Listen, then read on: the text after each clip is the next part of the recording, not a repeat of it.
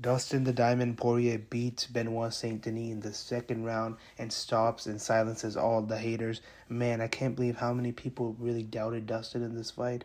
I'm not saying that they doubted him by picking Benoit Saint Denis. I'm saying they doubted him by saying that Benoit Saint Denis runs through him easy. This was not an easy fight for either guy, and the first round proved that. So here's how it went down. So Benoit Saint Denis right off the bat rushes Dustin Poirier to the fence, and Dustin Poirier wants no part of it. So he pulls the guillotine. You know what Dustin Poirier says: "When in doubt, pull the gilly." So he does pull the gilly, and it looks tight, but Benoit Saint Denis gets out of it. Now he has top control, and this is how more or less the first round kept going. Benoit Saint Denis had Dustin Poirier down. Dustin Poirier got up. Benoit Saint Denis landed a lot of elbows and punches. And once Benoit Saint Denis got too close, Dustin Poirier would pull the guillotine, and he would end up in the same position again. But sometimes Benoit Saint Denis would get his back as Dustin Poirier was getting up, and it looked like sometimes he would do a neck crank, but Dustin Poirier would always slip out. And yeah, even in the first round, Benoit Saint Denis, his hands didn't look too bad because whenever Dustin Poirier would get up, Benoit Saint Denis would smother him in the clinch and land his shots.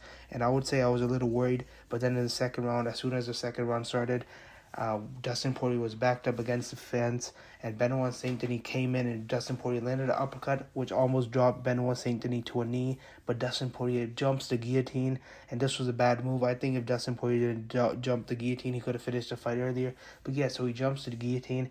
Then he's on the same position. He's on the ground again. He gets back up, and now Benoit Saint Denis is fully gassed, and Dustin Poirier, he starts pouring it on. They get into a striking exchange, and Dustin Poirier weaves, lands the right hook, sends Benoit Saint Denis down, and then Dustin Poirier just lands one final shot of ground and pound and finishes the fight off there. It was a very like, you know, the type of fights that get your heart beating because first, Benoit Saint Denis has success. Then Dustin Poirier has success. Then Dustin Poirier does a bad decision, pulls the guillotine. Then Benoit Saint Denis starts having success. Dustin Poirier gets up, rocks Benoit Saint Denis.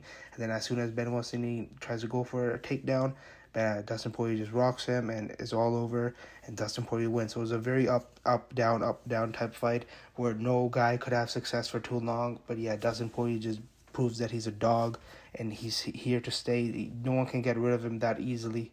And Dustin Poirier is the best boxer in the UFC, man. Sometimes his boxing might not look clean, it might look messy, but man, he's just the best boxer. And I love his guard. I love that high elbow, like the reverse Philly shell guard. I really love it. It's so clean.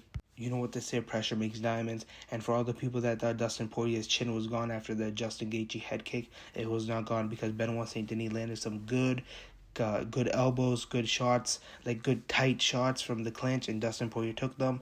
And another thing I would say, just one advice to Dustin Poirier: stop pulling the guillotine. I know he really wants to get it, but man, it just puts him in bad positions. But yeah, Dustin Poirier silences everyone and takes out a young lion in the game. And man, I think Benoit Saint Denis will be back. He's still a beast, and I'm so happy for Dustin Poirier. What do you guys think is next for Dustin Poirier, and what is a Justin Gaethje trilogy on the horizon? Thank you guys for watching, and have a great day. Thank you.